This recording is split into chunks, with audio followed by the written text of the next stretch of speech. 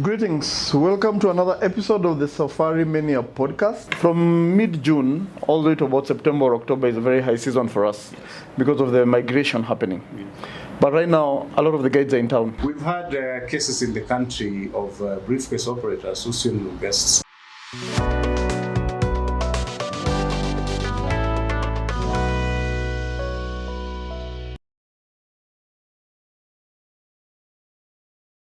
Welcome to another episode of Safari Mania podcast. In this podcast, we talk about tourism matters and also travel stories from East Africa and beyond. And today, we want to talk about the situation of tourism in the country, that is in Kenya. And with me, I have the chairman of tourism. The Tour Operator Society of Kenya. Yo! Tours Operators Society of Kenya, that is TOSC. And I will let him introduce himself. My name is Daniel Mbugua. I'm the chairman of the Tour Operator Society of Kenya. This is a young association formed by about 250 members and affiliates, and we're very excited to be here with you today. Thank you. Welcome. So today we want to talk about the situation of tourism in the country, and as you know that unfortunately tourism in Kenya is perceived to be seasonal, and it's not only perceived but it is seasonal in that during a certain month of the year, we normally experience a surge in tourism numbers. But the situation currently is actually worrying in that we are not realizing that the numbers that we envisaged. And the tourism season, according to us, is actually ongoing. So we want to look at the situation analysis, and I would like to give the chairman the opportunity to tell us the situation as it is right now. Please proceed. Let me say this. I know Kenya Tourism Board and amazing Magical Kenya have really worked hard to try and market Kenya as a destination. They have the budgets, and they have a very vibrant young CEO called Madam June Chepkemei, and she has really rolled up her sleeves and is working very hard to ensure that Kenya is known out there. Yeah. But is it enough?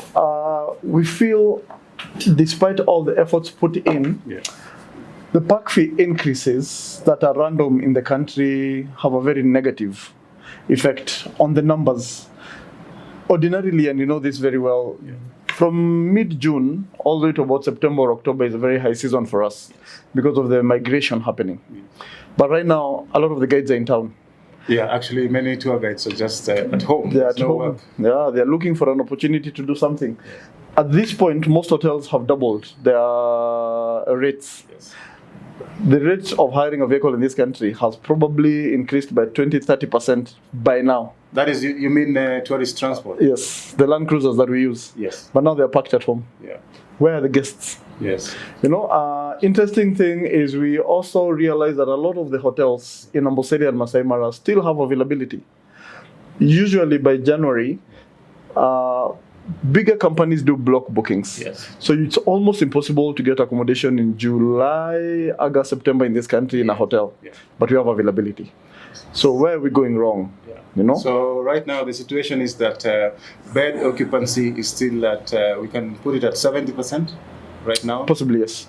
And majority of the stakeholders, you know, in this industry are tour guides and hoteliers. So they're not that busy at the moment, according to your observation, right? Yes.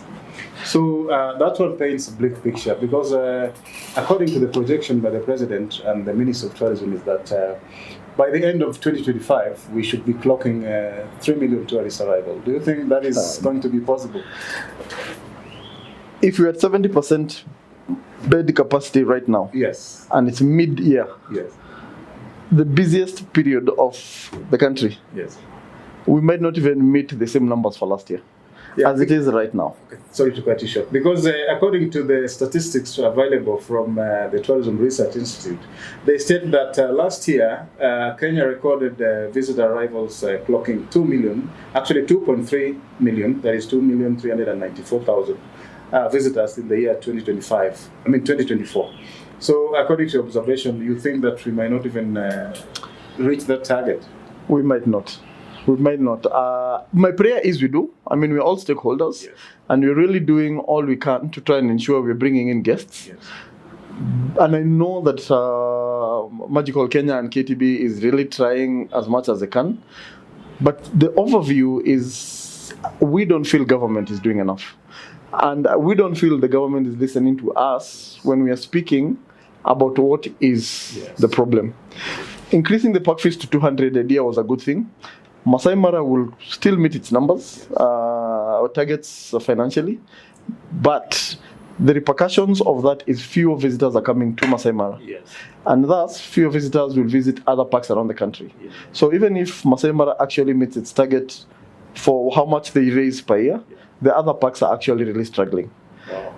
Actually, as we know, tourism is a multi-sectoral industry, and it has a multiplying effect that if the numbers are low, everybody else is suffering, from the farmer who is producing mangoes and also bananas, to the tour guides, to the hotel staff. Some will be laid off because the numbers are not coming up. So if the numbers are low, it means that everybody is going to be suffering, right? And actually, some of the bigger companies we know of have actually laid off, and some have actually shut down. I don't want to mention them here, but we all know them. About 6 months ago, one of the companies was auctioned about 10 Land Cruisers. That is a sad state of affairs. It is. So we feel the government would love to have a table at the government to have a conversation on what can be done. And we hope that they'd actually listen to us. But I honestly I'm not sure. I'm not quite sure we'll meet the target for those numbers by the end of this year. And now, talking about the government and the Ministry of Tourism, about 6 years ago, the government came up with a very nice, all-inclusive strategy to try to boost and sustain tourism for the next 5 or 10 years. It was dubbed the National Tourism Blueprint, in line with the Vision 2030 economic project. So we're going to talk about that in a short while. Meanwhile, subscribe to On Safari with Felix, and also follow us on TikTok at Safari Mania.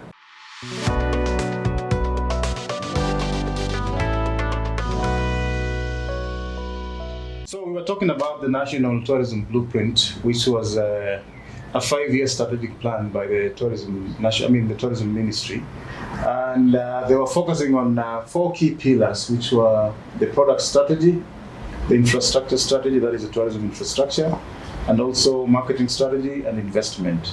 So according to these 4 key pillars, let's talk about the product that we have in order to determine whether there is something that we're not doing right, or everything is just okay in terms of the product that we have. In the blueprint, it talked about developing new experience, and also it talked about seasonal pricing for park fees, something that you've mentioned earlier, and also marketing and developing new attractions by the county governments, and focusing on the blue economy, that is in the coastal zones, and also creating niche experience. According to you, Mr. Chairman, among these, which area do you think that we need improvement? Or it is just okay as it is in terms of products and also strategy to develop them? Kenya is a beautiful country. Yes. Very beautiful. But I blame government for not doing enough. What do I mean? We come up with very good strategies. We sit down with the best brains, we pour money in, have meetings, and we come up with a paper that would make anyone proud. Do we implement? We don't. It's put in a file, and we say that was a good paper. There are very many ways government can actually empower us to implement these things. What products do we have? We have a desert. Yes. That is in the northern part of the country. In the northern part of the country. Yes. The equator goes through Kenya. Yes. We have some of the best beaches south. Yes. Diani is comparable to Zanzibar. What else do we have? We have Masai Mara, Big 5. Yes. We have Samburu, Special 5. Yes. We have Kakamega Forest. Yes. So we have it all. We have everything in one big piece of land. And apart from safari tourism, we also have maize and we have cultural immersion. Yes. Like we have 45, 47 tribes in this country. Yes. All with a story to tell. Yes. Are we telling that story? Have you ever visited anywhere in this country where you'll sit down and be told about the Kikuyu? Or the Kuria, or the Embu Meru people? Yes. There's nothing being done. Why not? If you do research, Do you know how many people go to Egypt to look at a pyramid? One stone put on top of another in a year. Yeah. 50 million. Yes. To look at a stone put, and that's all they have. Actually, I was in 2019. I visited the city of Marrakesh in Morocco, and the city alone recorded 2 million visitors in a year. That is the city alone.